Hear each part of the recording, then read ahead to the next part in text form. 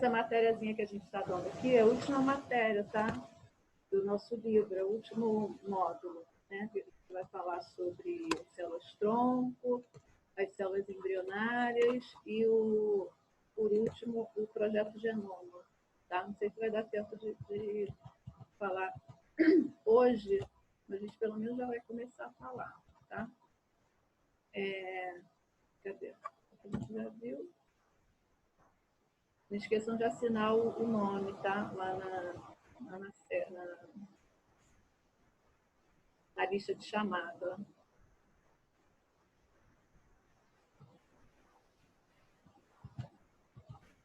O que acontece aí com as células-tronco, né?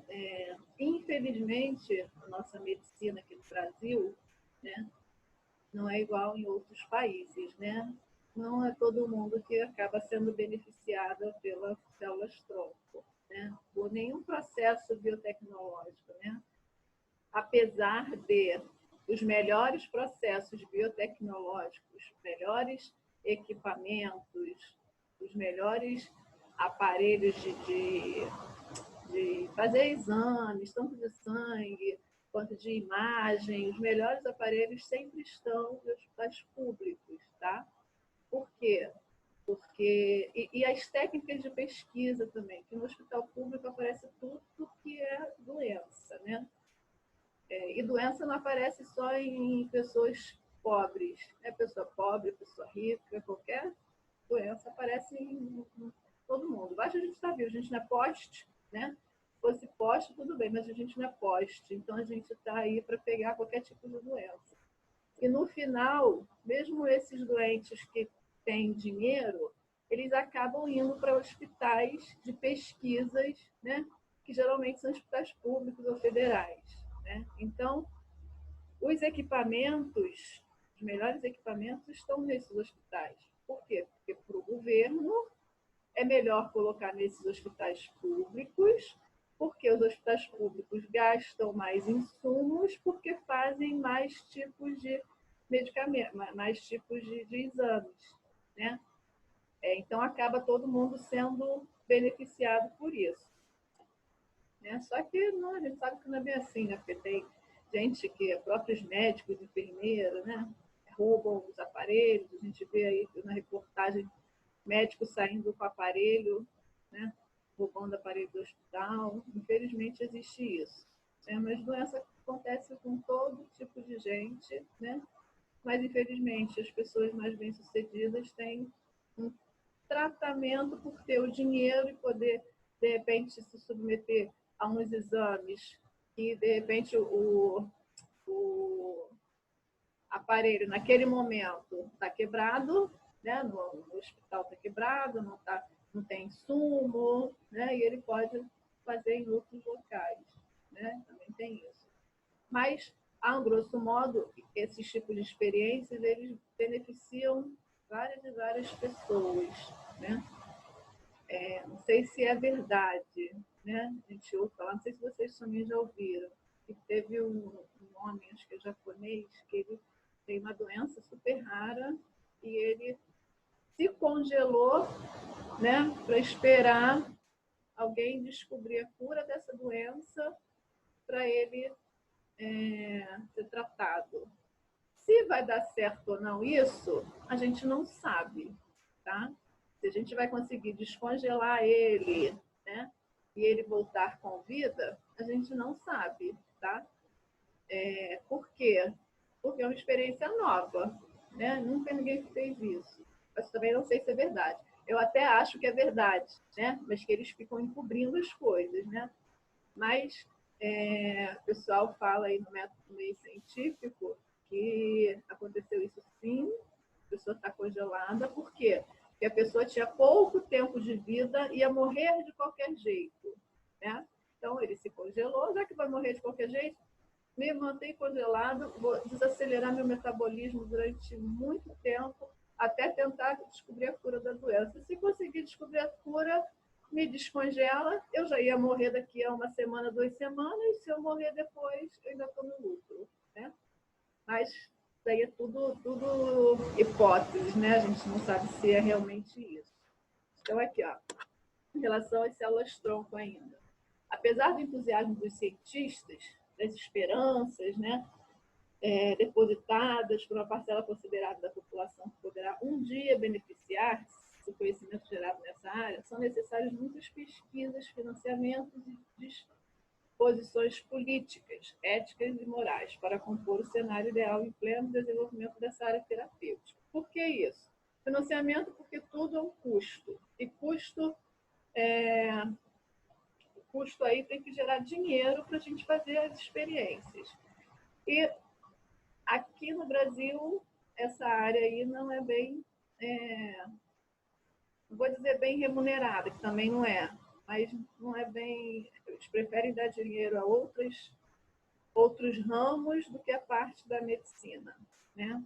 Então, não é uma coisa fácil disso, de fazer, tá? Éticas, por quê? Em qualquer lugar, qualquer profissão, a gente esbarra na ética, tá?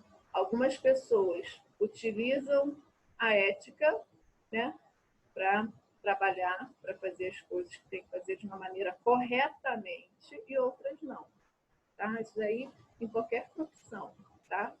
E morais, que aí embala aí morais tanto para a pessoa que está fazendo, moralmente, né, achar que aquilo está certo ou está errado e não fazer, né?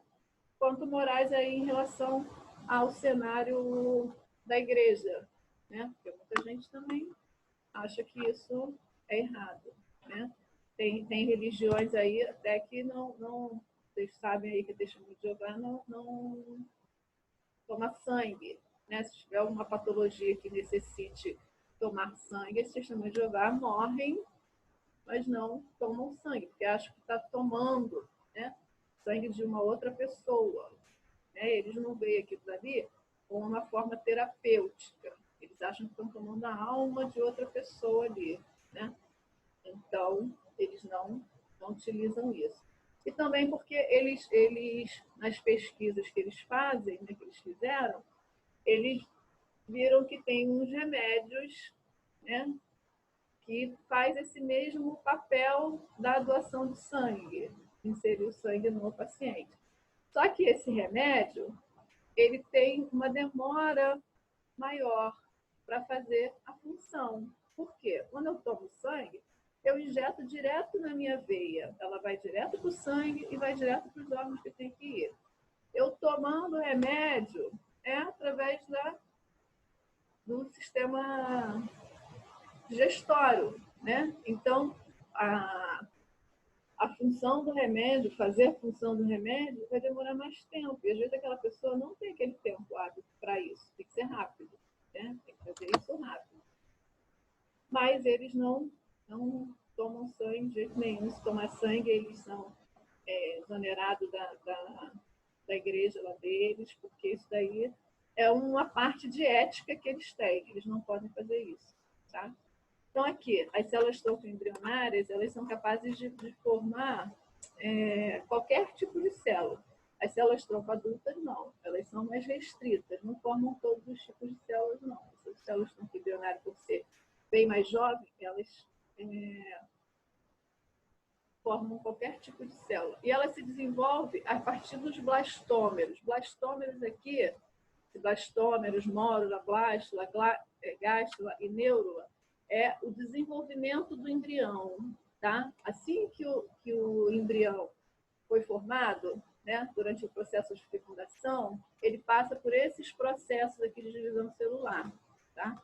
Então, a célula-tronco pode ser tirada durante esse processo aqui de divisão celular. Antes dele antes dele se tornar embrião e depois o feto, ele passa por esses processos aqui, ó. 2 blastômeros, depois se transforma em 4, depois 8, depois 16. Depois, quando ele tem 16 blastômeros, 16 divisões, como se fossem 16 bolinhas, aí eu tenho a mórula. Depois a blástula, depois a gástula, depois a neurula, que já é a formação aqui do cordão nervoso. Aí depois eu tenho o embrião e depois o feto, tá? Então, eu posso retirar as células tronco embrionárias durante esse processo, tá? Na fase de blástula, são extraídos as células que recebem estímulos para se diferenciar em diversos tipos de tecido. blástula aqui, que é a terceira não, 1, 2, 3, 4, 5, sexto processo de divisão aí do embrião, eu posso retirar as células que vão formar diversos tipos de tecidos do corpo. Tecido, tá? Que poderão ser utilizados para órgãos humanos danificados. Aqui eu já tenho tecido, eu nem tenho a célula. Na parte de blástula aqui, eu já vou tirar isso daqui, já para formar e diferenciar em tecido já direto, tá? Esses tecidos aqui podem ser utilizados, esses tecidos aqui vai ser um tecido indiferenciado ainda, tá? Eles ainda não vão ter função, porque a gente sabe que o tecido são várias células juntas, né? Então, as células desse tecido ainda não sabem o que vão ser. Aí eles podem ser utilizados para substituir os órgãos, né? Órgãos humanos danificados. Pode ser pâncreas, fígado, músculo, coração e etc. Tá? Até isso daqui é a parte onde é retirado, né? O embriãozinho, o embrião no estado de blastocisto, né? O estadinho maior, blastômero aqui que é divisão, esse embriãozinho aqui ele se divide e forma os blastômeros, né? Depois que forma os blastômeros, aí eu começo a cultivar as células-tronco, tá? Aqui, ó, coloco uma placa de Petri, isso aqui, ó, é uma placa de Petri que a gente utiliza em pesquisa, tanto na microbiologia, várias utilidades isso daqui. A gente coloca aqui e começa a cultivar, tá? Aqui, essa parte aqui vermelha, aqui, ó, são células que vai fazer com que essa célula daqui se sinta bem e comece a se reproduzir, tá? É como se fosse um nutriente para essa célula daqui. E ela vai começar a se reproduzir aqui, ó, se diferenciar aqui, né? Se diferenciar não, se indiferenciar, formando várias células aqui diferentes aqui, até eu ter uma célula-tronco estável, uma célula-tronco que eu possa utilizar. Aqui eu ainda não posso utilizar, tá? Por quê? Porque elas estão em fase de formação. Esse substrato aqui, ó, vermelho, está fazendo com que ela cresça, né? E se torne apta a virar uma célula-tronco a nível de pesquisa mesmo. Aí aqui, quando ela está aqui vermelhinha, ó, que bonitinha, aí já está na fase de retirar mesmo para utilizar na medicina. Tá? Nas células-tronco embrionárias, a gente tem 3 tipos: a totipotente, a pluripotente e a multipotente. Totipotentes, capazes de formar um ser humano completo em até 4 dias, até o 4º dia após a fecundação. Tá? Essa totipotente aqui, ela é capaz de formar um ser humano completo, formar as células, né, todinha do ser humano. Né? Ela consegue formar todas as células do ser humano. Tá? A pluripotente pode criar 216 tipos de tecidos humanos. Aqui é capaz de criar todos os tecidos humanos, forma um ser humano completo. Não esquece um tipo de tecido. Tá? Pluripotente cria 216 tipos de tecidos diferentes, do 5º ao 14º dia de evolução deles. Né? Multipotente gera os tecidos nos quais se originam, né? As células tronco-adultas da medula óssea geram as células do sangue. Então, aqui, a multipotente, eles vão gerar as células do sangue, as células que eles se originam, porque as células tronco, né, elas são originadas da medula óssea, né? Então, essas células tronco aí, a multipotente, elas originam as células da medula óssea, que vai gerar o sangue. Então, nessas multipotentes aí, é muito utilizada naquele processo de leucemia, né? Porque a leucemia, a gente retira a célula da medula óssea saudável, uma medula óssea saudável, para inserir numa medula óssea que não está saudável, para estimular aquela medula óssea que não está saudável a produzir células, leucócitos, hemácias, e os fragmentos de células que são as plaquetas saudáveis. Tá? Então, essa célula ali a gente pode utilizar para isso. Aplicação das células-tronco, que se pode Eu posso colocar as células-tronco em todo tipo de tecido, ali vai todos os tipos de tecido adulto, tá? Adulto, quando eu falo, não é adulto que só em adulto, né? Acima de 18 anos, não. Adulto, quando a gente fala que são as células que já estão formadas, tá? Então, a gente tem ali substituir tecidos doentes ou lesionados, distúrbios neuromusculares, que são esses de mal de Parkinson, né? Ou em caso de organismo deixou de produzir algumas substâncias, como as doenças de Parkinson, diabetes ou mais graves como câncer. Desenvolver novos medicamentos para as doenças genéticas. Está vendo aqui? Tudo que a gente utiliza nas células-tronco está mais direcionada à parte genética. Porque a gente está falando de núcleo celular, está falando das células, e essas células elas têm que se dividir. E para se dividir, o núcleo celular também tem que se dividir. Tá? Então, substituir tecido doente ou lesionado ali, quando a gente fala em tecido, é um tecido tipo um tecido, estou com uma insuficiência renal. Eu preciso melhorar o meu rim, né? Então, o meu rim ali, ele está lesionado por algum motivo. Estou com uma pedra nos rins enorme, que se eu for tirar, eu vou arrebentar uma parte do rim, eu vou ter que tirar uma parte do rim, né? Aí, o que a gente faz? Utiliza essa célula-tronco, né? Depois que eu retirei aquela pedra, né? Eu utilizo essas células-tronco para deixar ele no rim e o rim se recompor. Eu formar aquela parte do rim que foi perdido, né? Isso cientificamente, né? Tem pessoas como na igreja, né, que eles não concordam com isso, porque se Deus quis daquele jeito, o homem não pode fazer de jeito contrário, né? Se Deus quis ali, daquele jeito, é porque ele tem alguma coisa para mostrar ou para fazer em relação àquela pessoa ali. Então, quem sou eu para curar aquilo dali? É como se a gente estivesse desobedecendo a ordem de Deus. Isso para a igreja, tá? De outro modo, né, de um outro lado, as pessoas dizem também, poxa, mas se Deus colocou sabedoria nos homens, eles podem tentar curar as doenças, porque senão Deus não colocaria a sabedoria dos homens, né? Aí tem esse impasse aí, ó. Deus fez o quê? Se fez desse jeito é para que deixar acontecer desse jeito? Ou ele deu a sabedoria para os homens tentarem curar? Fica esse impasse entre a ciência e a tecnologia, né?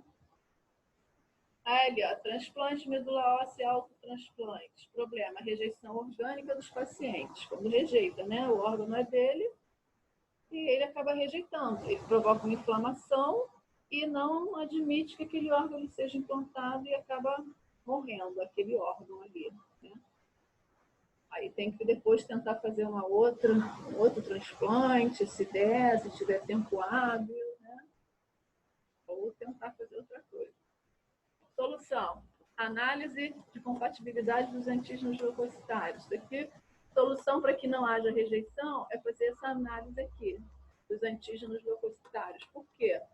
Porque como ele vê aquele órgão como um corpo estranho, ele vai produzir antígeno aqui, para poder atuar a defesa orgânica, né? Defesa dos leucócitos ali, para rejeitar, para destruir aquilo dali. Então, ele vai ter que fazer essa análise dos antígenos, né?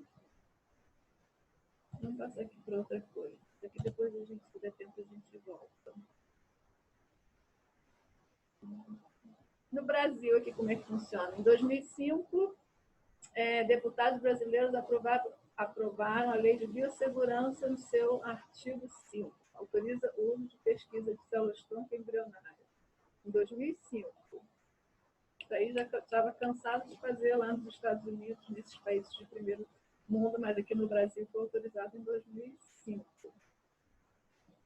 Ó, neste caso, os embriões encaminhados à pesquisa devem ser gerados em clínicas de fertilização in vitro e congelados há mais de 3 anos e serem considerados sem qualidades para serem implantados no útero, para gerar um novo ser humano. É isso que eu falei para vocês. eles são retirados de embriões de clínicas de fertilização, mas que eles não passaram no teste de qualidade, né? Não podem ser inseridos no útero da mulher. Então, quando não pode ser inserido, porque não passou no teste de qualidade, eles utilizam para fazer pesquisa de célula-tronco, tá? Beleza. A lei de biossegurança proíbe, no Brasil, né, a clonagem terapêutica e reprodutiva, que a gente vai ver a próxima matéria. E a lei dos transportes de órgãos proíbe a comercialização de material biológico. Isso daí é em todo mundo, né? Comercialização de material biológico, senão vai ter um monte de gente matando um e outro aí para poder pegar os órgãos. Se bem que no mercado negro, né, a gente, infelizmente, nesse mercado negro, a gente consegue um monte de coisa, inclusive órgãos, tá? Clonagem ali, falar sobre clonagem. Da palavra grega colon, é basicamente uma forma de reprodução assexuada. Indivíduos idênticos aos provedores do DNA. Por que é reprodução assexuada? Porque eles não utilizam o óvulo e o espermatozoide para fazer esse tipo de reprodução, tá? Eles podem até utilizar uma das células sexuais, tá? Mas a outra célula vai ser uma célula adulta, ou de pele, ou de glândula mamária, de um outro órgão qualquer, que não seja órgãos gametas sexuais, tá? Técnicas de duplicação, tá? Utilizadas em células, genes, tecidos, órgãos e seres vivos. Ocorre naturalmente em organismos unicelulares e plantas, né? Por que ocorre naturalmente? Porque isso daqui é uma reprodução assexuada, né? Nas bactérias, né, e em fungos, e plantas, né, a gente pode reproduzir, eles podem se reproduzir assexuadamente. Como? Retirando partes dele, né, sem contato com o óvulo e espermatozoide, sem contato com grão de pólen e óvulo, sem contato com os gametas sexuais. As bactérias que são unicelulares, eles dividem o seu próprio corpo, tá? Numa certa hora, o próprio corpo dele vai se dividir em dois, geneticamente iguais. Então, isso é uma reprodução assexuada. Os fungos também, que tem alguns fungos unicelulares, eles crescem e eles emitem brotos, né? O corpo dele é cheio de brotos. Esses brotos caem no substrato e formam um outro fungo. Nas plantas, existem aquelas mudas que a gente faz. Eu pego uma folha e planto na terra, né? E vai surgir uma outra planta, planto um galho ali, e tem um código genético. Na gente, né? Dos seres humanos, que não somos unicelulares, mas a gente também é capaz de produzir um clone, tá? Que são os gêmeos idênticos. Os gêmeos idênticos têm o mesmo código genético, tá? Se um for homem, o outro vai ser homem. Se um tiver alguma doença genética, o outro também vai ter. Se um tiver uma pinta de nascença genética, o outro também vai ter. Se tiver alguma doença genética, o outro também vai ter. Eles são cópias entre eles. Eles têm o mesmo código genético, os dois, porém diferente dos pais, tá? Eles captaram o código genético, né, do pai e da mãe e fizeram um código genético próprio deles, tá? E entre os dois são iguais. Isso nos gêmeos idênticos. Nos gêmeos diferentes, que são gêmeos fraternos, o código genético deles, mesmo sendo do mesmo sexo, são diferentes. Por quê? Porque eles surgiram de duas fecundações. A mulher ovulou 2 vezes, tá? E cada óvulo foi fecundado por um espermatozoide, tá? Então, ali, na fecundação dos gêmeos fraternos, né, cada óvulo foi fecundado por um espermatozoide. Na gêmeos idênticos, não. Eu tenho um óvulo só, fecundado por um espermatozoide só, E naquele processo que eu falei aqui, ó, de moro-a-blástula, que a gente falou aqui, ó, blastômero, aqui, 2 blastômeros. Nesse processo aqui de divisão, ele se dividiu em mais 2, dividiu em 2, tá? Só que esses 2 aqui partiu de uma mesma célula ovo. Essa célula da ovo aqui se dividiu em 2 células. Então, esses 2 aqui, ó, eles são geneticamente iguais, tá? Isso nos gêmeos idênticos. Nos gêmeos fraternos, a mulher ovulou uma vez, a mulher ovulou 2. Tem 2 óvulos. Cada um sendo fecundado por um espermatozoide diferente, formando 2 células ovo, com 2 sacos amnióticos, né? Tudo 2, tá? Eles ficam, apesar de estar muito bem juntinho aqui, mas eles estão em locais separados. As bolsas, né, o saco amniótico é separado. Esses gêmeos fraternos, não, eles ficam bem juntos com a mesma bolsa amniótica, juntos, né? Usando a mesma bolsa. Por isso que são idênticos, porque eles vêm do mesmo código genético, são da mesma célula ovo, tá? E aí, nesses gêmeos idênticos, não adianta, eles têm que ter o mesmo sexo, tá? Tem que ser iguais geneticamente, fisicamente, não, fisicamente não, morfologicamente. Os gêmeos fraternos não precisam. Mesmo eles sendo do mesmo sexo, eles não precisam ser iguais. Eles podem ser muito parecidos porque vêm do mesmo pai e da mesma mãe e vão carregar as características genéticas, mas não iguais geneticamente, tá? A impressão digital deles diferenciam, porque quando você vai tirar, às vezes você tem alguma lesão, apesar de ser igual, né? Aqui, né? Mas a parte ambiental faz com que fique diferente a impressão, tá? Que ele pode ter machucado, pode ter ferido, pode ter um tecido mais flácido e deixa a impressão digital diferente. Essas mudanças externas, ambientais, interferem para a mudança deles. Então, aí, quando vai fazer a impressão digital, vai estar um pouco diferente, tá? Por causa disso, por causa dos fatores externos. Não porque eles não sejam iguais, não, por causa dos fatores externos, tá? Igual a gente mesmo. Existem gêmeas idênticas, uma de cabelo enrolado, outra de cabelo liso. Por quê? Uma faz escova progressiva e a outra deixa enrolada. Então, aqui foi porque eu botei atualizar, por isso que eu me deu mais tempo. Vou botar agora não. Aí por isso, tá? Então, vamos embora ler. Isso aqui já foi. Ó, no processo, os indivíduos resultantes são gerados de outro pré-existente e, portanto, terão as mesmas características do cromossomo doador, né? Por isso que eu falei que eles não são gerados de células germinativas, que são os ovos dos espermatozoides. Eles são gerados através de um indivíduo que já existe. Vão pegar uma célula, tipo uma célula mamária, que vão conseguir transformar, fazer com que aquela célula mamária faça o papel do gameta sexual, que foi o que aconteceu com a ovelha Dolly. Tá vendo? Aqui, ó, 1996, surgiu a ovelha Dolly, que teve seu nascimento anunciado em 1997, tornando um marco na era da biotecnologia. Acho que eu tenho...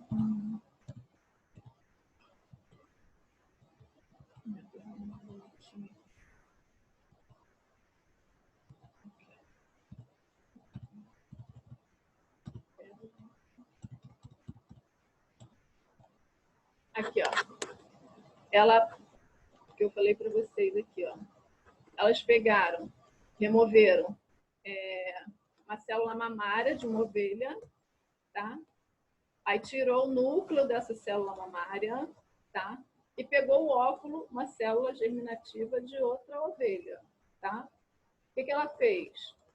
Ela pegou essa ovelha daqui, ela tirou o núcleo, deixou só a membrana e o citoplasma aqui dessa ovelha daqui, tá? Só usou essa parte aqui, ó, do óvulo aqui, ó, anucleado. Tirou o núcleo do óvulo, pegou o óvulo anucleado aqui, tá? Aí o que ele fez?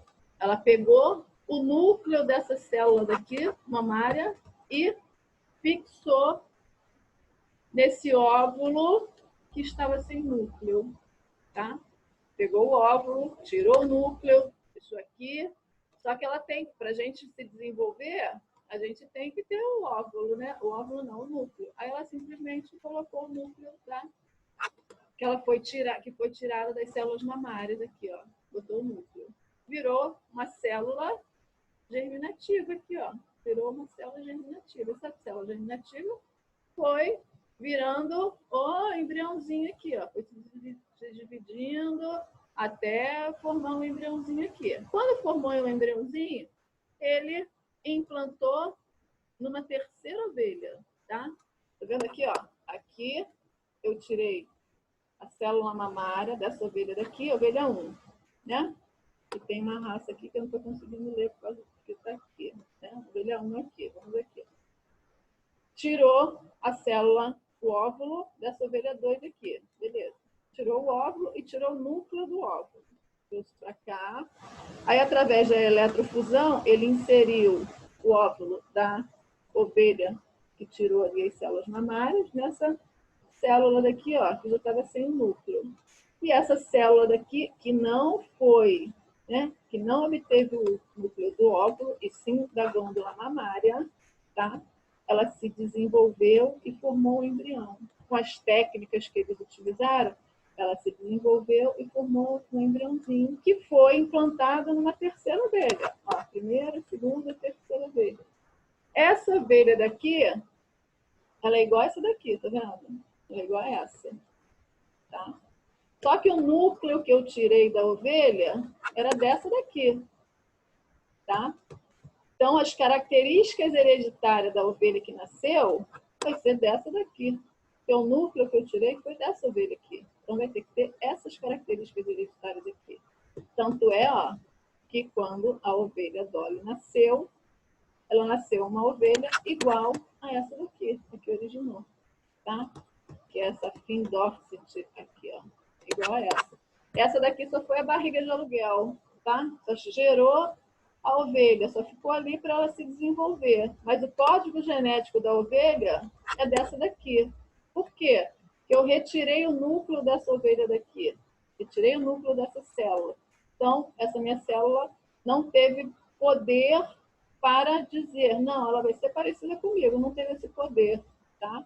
Aí o que aconteceu? Inseriu o núcleo de outra ovelha aqui, e essa ovelha daqui que nasceu foi igualzinha a essa primeira aqui. A célula que a gente tirou o núcleo. Igualzinha. Aqui, aqui.